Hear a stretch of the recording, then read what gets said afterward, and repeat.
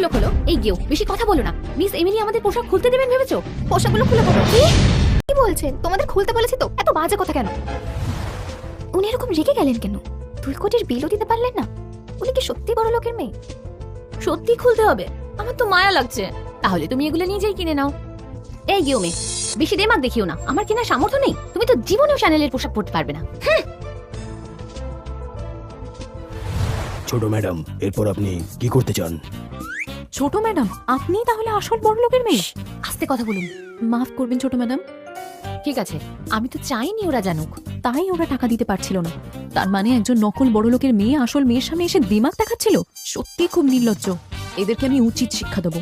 ঠিক আছে, ওরা যে পোশাকগুলো পরেছিল সেগুলো সেকেন্ড হ্যান্ড বাজারে বেচে টাকাগুলো দান করে দেবেন। ওকে ছোট ম্যাডাম, এই ছেঁড়া ফাটা পোশাকগুলোই তোমাদের জন্য ঠিক আছে। ছোট ম্যাডামের সাথে কিভাবে কথা বলছো? ছোট ম্যাডাম,